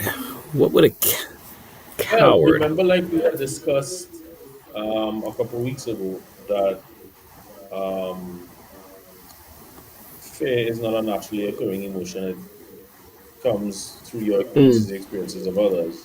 Fear is relational. Solution to fear is also relational, which is why every time God says fear not, he then says, I am with you. Mhm. So premise is, if you're being a coward, you're either not in the right sort of relationship, but you should be appreciating the fact that he's in relationship with you and he is with you. You're denying one of the fundamental things about it. And there's a whole argument about what it means to deny who God is, or to give more power authority to the devil than to God. There's a whole thing on that. But I think that is at least in my mind, that's the angle he was taking on. To that point, all the other things are the exact same thing. If I'm in a relationship with him and I know there's a thing that he doesn't like and I do it, then I'm not valuing the relationship the same way. So it's like all of it Hmm. is that whole It all comes down to that relationship, right? which is why, if I'm in a relationship with him and I of my own say I'm gonna just go home and beach and take these people's stuff, that's gonna be a problem. All right. Yeah. Versus if I'm in a relationship with him and he tells me go home and bathe them people as judgment and I say, nah, Right. that's gonna be a problem. So Hmm. it's less about the thing and more about the It's thing and the dynamic or the context of the relationship. yes. Because what we tend to do, I think, is we play whack-a-mole with fruit. So we see something which is the fruit of a root, and we go trying to deal with that. But what is the root issue behind it? Because if you just deal with this and not the root, it'll pop up in some other way Hmm. and basically keep you ensnared, right? Until you address it. Yeah. That's likely what Job's friends were doing. They were playing whack-a-mole with what they could see. And they Hmm. had no idea what was happening underneath. You know, Yeah. I mean, to be fair though, I don't think any of us would have in that situation. It was like, man, like wow. say that again. Good. And I said, to be fair, I don't think any of us would have understood that in that situation. What Job situation? Yeah. Yeah, but Absolutely, but that's the difference, right? It's. I think the idea is that outside of God, exactly, coming down and telling you what the purpose is or why he's doing it and all that kind of stuff, you wouldn't. Hmm. So what do you do in the absence of that? You gotta Like, shut hold up. on to his promise, man. Like there's you shut up, you remind him of God's promises, you do all that kind of stuff, but there's nothing really more you can do. you don't think that's what they were trying to do? God's promise to be faithful. God's promise is if you turn back to Him, He'll treat you right. Right. Yeah. They came. The premise was they came to be there to show support and not really even say anything. But I think again, as you're reading it, The Job Baptist sat got quiet for 7 days, right? right, but Job, because Job got to saying some stuff that they was like, okay, we can't just keep quiet and just let you roll on like you just throw this stuff off your tongue. Like we was here for moral support. We wasn't going to say that we was doing more with you in silence, brother. But you threw some stuff out there that we just gotta address. And God just don't do that. Like Yeah, exactly. God just don't do God that. don't do that. So They take it upon themselves to defend God, right? yes, Yeah. right. They got in the conversation, So man. what would have been the better response from them? In light of First what of all, I'm not in light sitting. of the way Cliff I'm framed not it, sitting down with right? you quiet for 7 days. No, I know no. that In much. light of the way Cliff framed it, Good. so they Good. did good. They came and they sat in quiet and they showed support. Mhm. When Job started running off at the mouth and saying stupidness, what was the friend supposed to do? What would have been the better response of their friend when Job started to run off at the mouth? Hey, dog, I hear you, and that's it. That's agreeing. That would be agreeing with what he's saying. No, I hear you. Hey, dog, Hey, I hear you, man. man, I hear you. Uh, If that's the way you see it, Take a drink. But that's not It would helping. have been, it would no. have I been think this, I think Cliff's. I think, listen, bruh. bruh. No, I think Cliff's right in that. I think that's probably the way. When someone says something, you're gonna be like, "Come on, bro." Like, Yeah, that's not the way yeah. this thing works. I think You that's a don't really natural, believe that, normal right? reaction. I think that's facts. Yeah. No, I think you're right. That ain't really how you It's feel it. hard to No, shake. I'm just saying, in light of what they messed up, what would have been the better place to do it? Because, yes, I understand what they did, and what they did seemed, and it went off the rails over time, right? As the more that they kept going back and forth, it went off the rails. Correct. But learning from them, I don't know, what would you recommend?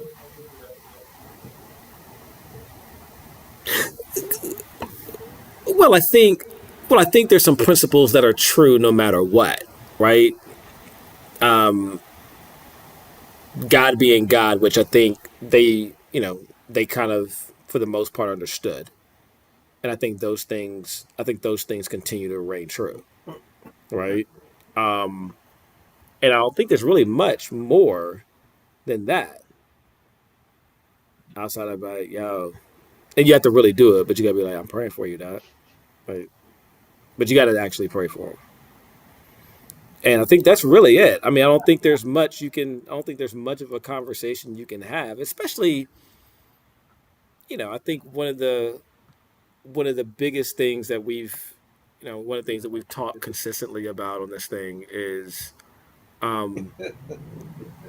there's so many things that are kind of just outside of, when someone's going through something and you truly don't understand what it is that they're going through, what value your words actually have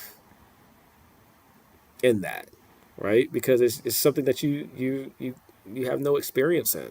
But that's just it. Like, and again, this is me making the story relatable and understandable to me. We sat there, like you said, Cameron, for 7 days, and you know, we were there with you. We were there with you when you talked about it's not in there. We were there when you talked about your kids. We were there when you talked about your wife. We were there when you talked about the village and all that other stuff. We was down with that. You've been mouthing out off on God, and we just can't take that. Like, we gotta say something here because if we let you go on with this theory that you're going with, man, you're going to the wrong place. So I got to step in and say Yeah. something, right? I'm not going to let you just walk off by saying that, thinking that you was right on that, because you dead wrong. In my understanding, you were dead wrong. So I wouldn't be your friend if I didn't tell you that you were dead wrong in this one. Yeah. Yeah. And I think that's what they tried to do, but they were Yeah, also just as dead wrong. They were just as dead yes, wrong, and they just didn't yes, have tact. I still harp on the fact that you're not going to tell me that my kids died, yeah. and that's the way. I was like, come on, bruh. They Yeah, use a little harsher. but Karen, let's be No, real, right? no. Let's be real about the situation. You Let's know, let's be tactful. you know them kids was them kids was babies kids, right? Like they by the I don't time, know if they were. come on, man, they they set it up in a way that you know that they weren't living right, but they Yeah, didn't say those kids were done right, whatever. They were just kids enjoying themselves. Yeah. But Job's friends knew different, which is why they would make them come back. Right? Whoever was writing the story, Joe, whoever is Joe, narrating the story, tried to clean it up. Job's Joe knew friends, they on the was other bad. hand, like, we know your kids. We know those bammers. Job knew they was But they bad. were. That's why he But got up was and that? sacrificed for them jokers, man. He knew they was bad. But was that? So was that influenced by what they knew about the kids, or the fact, or influenced by the fact that you know only bad things happen to bad people? Both. I think Yeah, it's the combination. Hmm. it I is. think it's the Okay. logical. If the if the prevailing thought process is God, those kinds of wipeouts are reserved for the wicked, right? These kinds of Mm-hmm. tragedies are God's judgment on the wicked. That's the prevailing thought. That's the understanding. Righteous people, God has preserved them, He's keep them, He's blessed them. You know, if Mm-hmm. people get wiped out suddenly, it's because they was up to mess. And you have Mm-hmm. some knowledge about them kids. Yeah. Yeah, What's funny though is that so many times you see in the Bible where people getting in, people doing the right thing is what kind of sets the stage for them being persecuted, getting stressed, it's like you said, you will suffer trials, right? But it's still ingrained in our minds if you see somebody who you know to be good going through stuff. It's like, I wonder what they did to. get that. Yeah. So, so let me ask this question then: How how much responsibility then, as parents, do we have for these kids that we got? Because Job was perfect. Kenrick. And the reason why I ask that is because there are times my mom will come to me, even now, and Yeah. I'm like, I'm 45 years old, but she'll come to me now and be like, I'm so sorry, you know, there's just mistakes I made. I'm like, listen, anything I did, like, this is not on you, because you best believe once these two girls are out, they're like, that's on y'all. I'm not. Y'all made those decisions. I'm not owning that. That's on you. And so my question is, this is a perfect dude that God considered to be perfect, and based upon what you're saying, these Bamas. So one thing I'm saying, one thing I'm not saying. Well, I am speaking from the perspective that the friends seem to be making. I'm attempting to represent that perspective that I was understanding from them, just to Mm-hmm. make it a little bit clearer. I think they are saying the kids got what they deserve because of how they were, right? Mm-hmm. What's happening to you because you had something that you was hiding, and you need to confess and clear up. Correct, but I'm I don't talking know that about in the Job, reality of yeah, and things. I'm not know that Job had actually responsibility for the kids and that he was bearing any consequence on behalf of the kids. The kids got what they deserved and owned what they all had. He used to go and pray for them because he was hoping maybe what I am doing, I could get a little pass and somebody will be nice to them and get them a little blind because you know I make this thing for them and they're not doing it for themselves, right? I don't know that he was Agreed. taking responsibility. My yeah, but my point is, you know, as parents, we take on the responsibility, right, of our kids' actions as they get older, right? If your kids grow up and they're successful and whatever, and they live, whatever, then you're a good parent. If your kids grow up and they suck, You're a bad parent. you weren't. There was something that you didn't do, right? Mhm. That you should have done, right? We feel it. Other people probably think it. All that kind of stuff. God's saying this Bama Job was perfect. Have you considered my man Job? Mm-hmm. Right. So apparently he's done a lot of everything great, Mm-hmm. and his kids still turned out based upon this conversation Horrible. Mm-hmm. So, horrible. so I would, And so how so go ahead. I was going to say, in terms of the parenting responsibility, I think that is a bad thing that we do to take on because that makes us better than God. Because if God is the ultimate parent, all his children bad. His children so bad. He not just love them out That's of super. regret, Yep. right? That's He was true. a very bad Facts. parent, Yep. which you would say that he was. There you go. Answer. That's the answer. Thank you. Yeah, I think that was it. Thank the Lord for giving me that one because that would shut it all down right there. Take on that That shut it down. responsibility. 100%. He don't take on that responsibility. Well, I guess he did. Yeah, he don't take on none of that. But I mean, it's not a reflection of his parenting. Is my point. He Yeah, may have taken on the responsibility because he did decide to drown. He decided to drown them, but um, it did not. but he made them, so Yeah, and he's like, he gave him life. this is not a reflection of my parenting. Even with Israel, like you watch how he parented Israel, their constant back and forth. I mean, I mean, we're giving God a pass. Maybe he is a bad parent. That's why his children is bad. But I would argue that because he's gone, I'm gonna give him that lie that he is a good, he is the best parent that there is, and so it's not a reflection of his parenting, but just you know free will. Well, and it's also like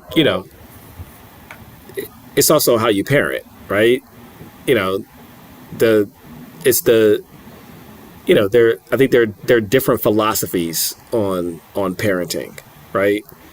How God parents probably wouldn't be considered one of the philosophies that should be used to parent. Um, You're right. So, I definitely not in Did you 2023. go to a parenting class? He would, they would take his kids from him. Like they would take all of us from him. Be like, we gonna find you a different parent really? that's more loving and caring and I kind. don't know. But you're right. You're right. By some standards, I don't think it's it. Yeah, I think Job's friends were practicing a better standard of friendship than we are now. Back then, Mm. they spoke what they meant in your face. Today, we would walk away and talk behind everybody's back. Yep. Yeah. They debated with Job up front. Yeah, Them boys would have leave Job and said, boy, you see what we know with Job, boy? yeah, yeah. He had to do some messed up stuff. Yeah, yeah. You see the way his wife coming in there, he must have a thing on his side. Yeah, all of that. They called him out on She's that. trying to get him to die so she can get the insurance money, right? Hmm. Just Curse gotta die. Yeah. I did want to, I did have a tongue in cheek as we're closing out, right? It's not a big, serious, theological debate. It's just an interesting, it's just an interesting, right? I'm scared. Revelation 14. Oh, 14. Yeah, I'm Okay. gonna do this because I don't have no woman on tonight. Wow. Maybe in the background. Maybe. Um, They're not on, right? They're not on right now. All right, let's go. I'm Revelation 14. curious. Here we go. I looked and there in front of me was the Lamb. And maybe it's just the version I was reading, right? So bear with me. Maybe if your version reads differently, it comes out differently. This is a new version by NIRV that I've been reading. Just so I looked, and there in front of me was the Lamb. He was standing on Mount Zion. With him were 144,000 people. Written on their heads were his name and the Father's name. I heard a sound from heaven. It was like the roar of a rushing waters and loud thunder. The sound I heard was like the music of harps being played. Then everyone sang a new song in front of the throne. They sang it in front of the four living creatures and the elders. No one could learn the song except the 144,000. They had been set free from the evil of the earth. They had not committed sexual sins with women. They kept themselves pure. They followed the Lamb wherever he goes. They were purchased from among the human beings as the first offering to God and the Lamb. They told no lies. They are without blame.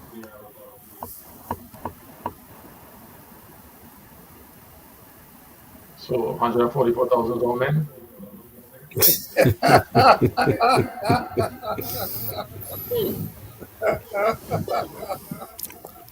First of all, that's a big choir. If you throw in that they committed no sexual sins with Sexual women, sin. Yeah. then they had no women in the group, right? Well, what is a woman? Don't start. Don't start. Don't start. It was No. just, it was just I can help it. I can help it. I can help it. But yeah, I get you. I get you. I'm sure there are other people who have wrote that question before, and there's a whole other theological So conversation that has happened why we don't hear more about it. But I just was like, interesting. Interesting. Yeah. Is that more of a symbolic statement about keeping yourself pure, or is it really a group of men? And the writer of this is so, or at the time at which this is written, is so steeped in that male dominant thing that when they refer to people, they really just talking they to men. kept themselves as pure as virgins. It's a different. They are Now that is virgins very who have different. not defiled themselves with women. Yours says what? They kept themselves with virgins. So mine said they have kept themselves as pure as virgins, following the Lamb wherever he goes. But there's a note on it. I'm reading NLT, and it says they have kept themselves as pure as virgins, and then it has 14:4a Greek. They are virgins who have not defiled themselves with women, following the Lamb wherever he goes. And then there's a 14:4b.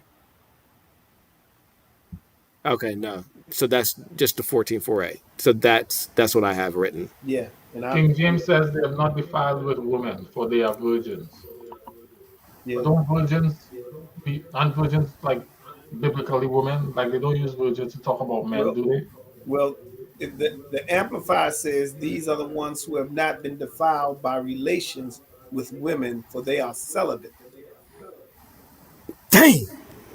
Yeah, there's only 144,000 in life. Like, Yeah. This is throughout. Because you can't even. Oh, I guess some Catholic priests would fall in that because This is there's not throughout that's not human a ton of history. women.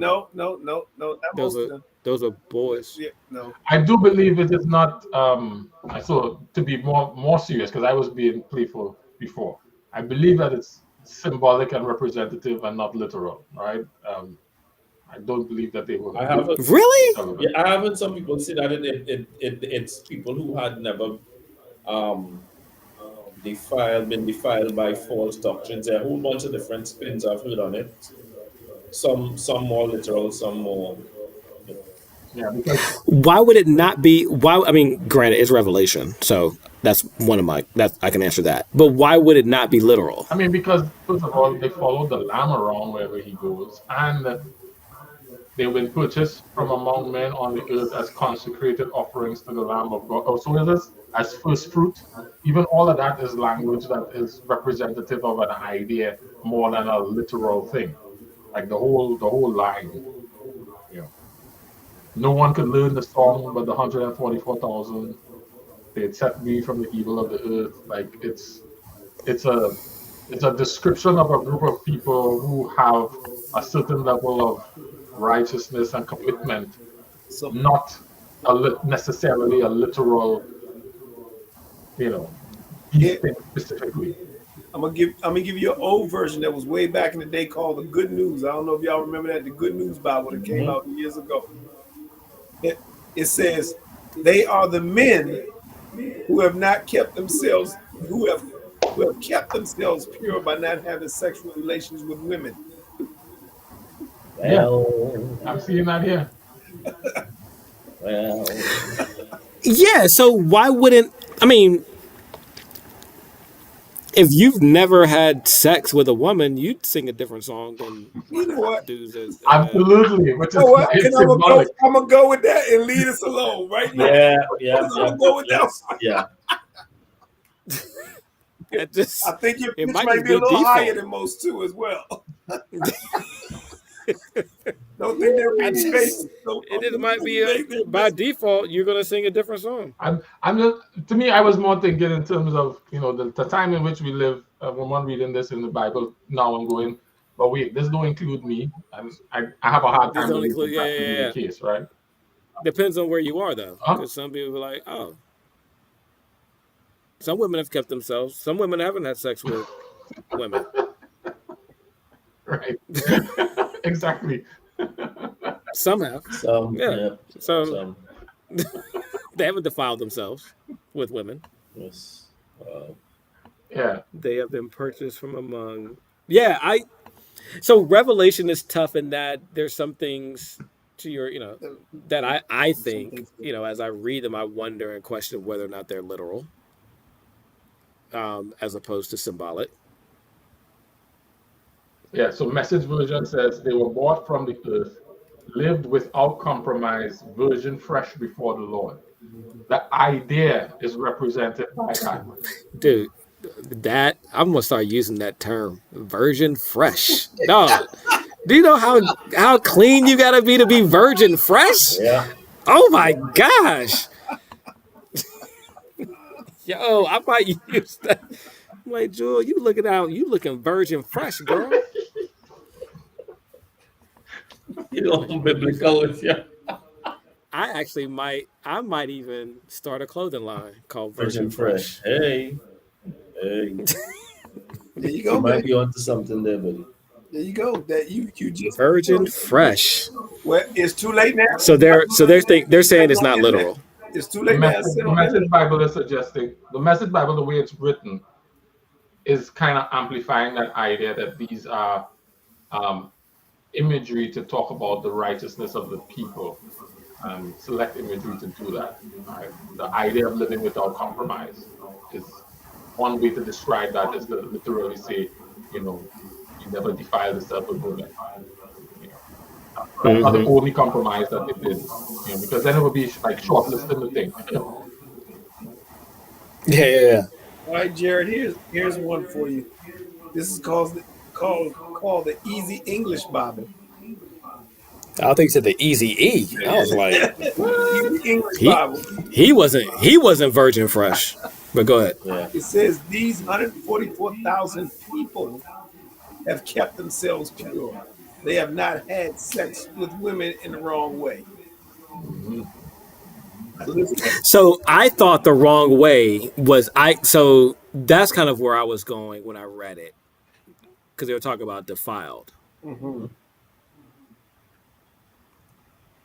Yeah, but some of the I don't other know what versions that say they means have kept though. themselves Is that pure by not having sexual relations, like period. Yeah. They kept So, themselves so? a woman Is can there is defile there you. a is was that I again? said, so a woman can defile you. Huh?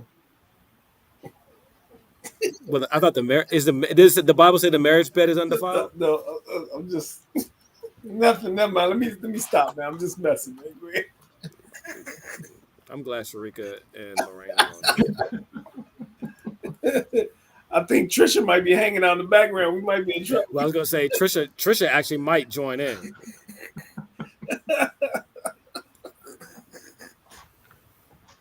Anyway, Tell Shy how these men I was these that men was I these was men's being meetings playful go. with that. I It was know. an interesting. Hmm, what is you know? This doesn't feel inclusive type thing, Right. without actually trying to get into the real meaning of it. So we have five to No, you ten were though, so I guess we could do Yeah. takeaways. Cliff, I'm gonna start with you and then work my way back around to Kenrick. Uh, I think what's rolling around in my head is there's a difference between judgment and presumption. Yes, Um, sir. Tell me more.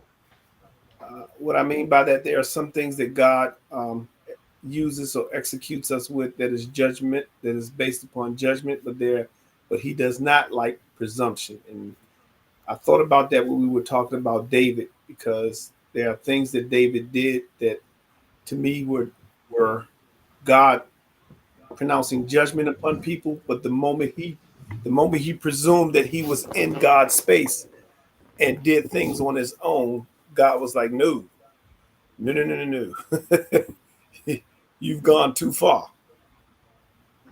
So Right. I Yeah, because think, it made me think about Nebuchadnezzar, same thing. God yeah, gave him free rein to just kind of do whatever, and he didn't really business himself with whatever he do because he had authority to do whatever it is he did. hmm But when he started coming outside of his lane is where God started right. coming on him. Yeah. Hmm. Yeah, you're traveling into my lane, and you need not be anywhere near this. So yeah, I think that's what I'm gonna take away tonight. Word. Jerry, I know you said Kenry gave you yours, but can Oh yeah, you add clarity. to it, augmented, supplemented? That Which one clarity. is the Virgin Fresh? Oh my goodness. No, that whole clarity over consensus thing is because I used to say clarity over clever, but I like clarity over consensus just as much, if not more. Because sometimes as a recovering people pleaser, that's big for me because the choice is, if I'm clear on what God wants and I've communicated that clearly to whoever's involved, then that's it. You don't need everybody's buying or everybody's support or everybody's. That's not how it works. Yeah. Mm. I'm gonna go next and then close with Kenrick. I don't say I'm a recovering people pleaser, but um, I will say that I find it advantageous to consider the opinions of others because I recognize that I have blind spots. Mhm. Hmm. And sometimes they can, for good and for evil, skew my understanding of what God is doing with me. Um, and one of the things I'm taking away from this conversation is um, faithfulness to whatever God has made either clear to me or my understanding of God, faithfulness to that. I can't go wrong with that. Mhm. Um, and I should not take on the burden of other people's perspectives. I be mindful of them, keep them, but don't take on the burden of them um, in determining my choices towards faithfulness. That's why I stuck in the home invasion thing. So literally using that illustration, someone else's idea that home invasion is just bad and it's not of God is not necessarily correct. I now need to understand, is God asking me to do this home invasion or is that me just wanting someone else's stuff? Yeah. Mhm. Um, and then be faithful there, with being self-aware, honest with myself, and then faithful to that in terms of my relationship with God. You know, and faithful to what my relationship with God is leading me to be, to understand right and wrong to be. So that's kind of where my takeaway is. Kendrick? Um, Probably all in the same area.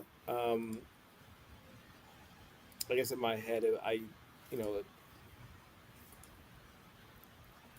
my takeaway is how important it is for the community to be in tune with God, um, and not, as Jerry said, not necessarily for for the sake of consensus. But I think there is a level, it's seeking to understand what God wants from, God's will, and how important that is, whatever that community is that you're serving in, and so or existing in. So that's kind of from the conversation. That's kind of where I landed. Word. That's what's up. Um, I did not put up the little thing, but if anybody who's on has a takeaway that they'd like to share, we're going to pray and we can share those captions in the chat online if they want. All right. Anybody want to pray to close us out? Don't want to volunteer to pray to close us out. I don't know. I'm good. Let's pray. Father in heaven, we continue to thank you for your spirit that has been faithful at leading us and guiding us into what we believe is true. Thank you that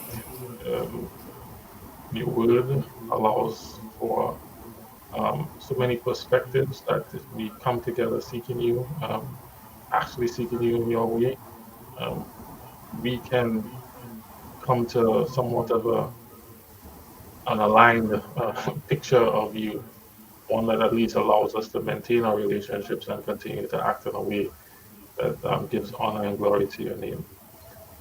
Help us to continue to be faithful. Help us to be true to ourselves. Help us to be honest with ourselves. And help us to be faithful to our understanding of you, broken, flawed, and limited as it is, but help us to also be open to grow it, not box it, and to understand that your ways are beyond anything that we can think or know and understand, and to leave space for you to be God, for us to trust you when we can't see or place where you're leading, or even if things don't necessarily look like what we think of you, but our relationship was strong enough that we understand that, hey, this is you, because we know your voice, even if what you're doing seems out of character. Help us to trust you, help us to not be afraid, and help us to know when you're with us and be so tuned to your voice that we don't have any debates or questions. It's our prayer in Jesus' name. Amen. Amen. All right. That's it for 2023. Next time we gather in this format, it will be 2024. Yeah. Really? Yeah, man. Be, yeah, What's the name? 14? 15?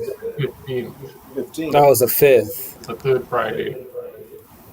So it's the 5th Friday next. Got Yeah, you. next one, Friday. So we're back on the 5th of January. Just after the new year. So compliment to the season to you. Yes, sir. Happy holidays, Merry Christmas, Kwanzaa, Hanukkah, all that, everything, Yeah. all of that. You guys as well. Compliment to the season. Um, Happy New Year. Thank you for 2023 and looking forward to God's leading in 2024. All right. Facts. And we'll start over again. Yep. And go through this word Excellent. one more time. Run it back. Run it back. All right, guys. Until next time, drink Hey. up. Peace. Drink up.